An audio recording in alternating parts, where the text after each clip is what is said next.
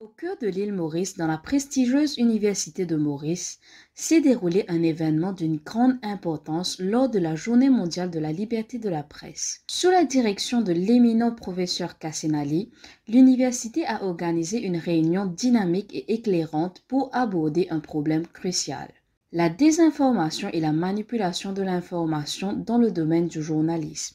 Le professeur Cassinali, une experte des médias reconnue, a orchestré cet événement. Consciente du rôle essentiel que joue la liberté de la presse dans le maintien de la démocratie, sa vision était de mettre en lumière le fléau croissant de la désinformation et de la manipulation d'informations, qui remet en question la crédibilité et l'intégrité du journalisme. So Australia defines disinformation as the intentional creation and dissemination of wholly or partly false or manipulated information that is intended to deceive and mislead. It can be done for a variety of reasons. For example, to cause strategic, political, economic, L'audience social, était or personal attentive, harm les yeux to fixés sur commercial l'écran gain. géant affichant le célèbre Dr Davis, qui se joignait à l'événement via une connexion virtuelle Zoom depuis l'Université de technologie de Sydney. Le Dr Davis, un érudit respecté, a présenté avec passion les aspects conceptuels et les causes profondes de la désinformation. À l'aide de graphiques et d'exemples concrets, il a démontré comment la désinformation peut se propager et nuire à la confiance du public dans les médias.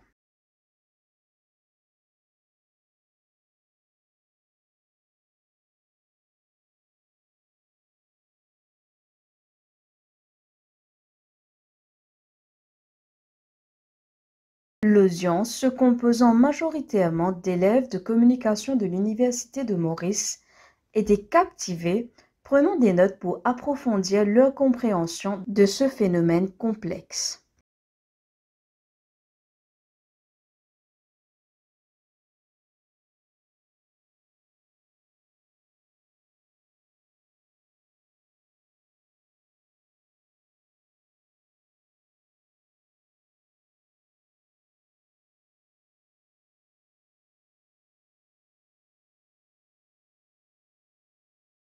Prenant la parole, M. Noko Magato, l'éminent directeur exécutif de l'Africa Tchèque, a captivé l'assistance par ses idées. Africa Tchèque, une organisation dédiée à la vérification de la désinformation sur le continent africain, est en première ligne de la lutte contre la désinformation.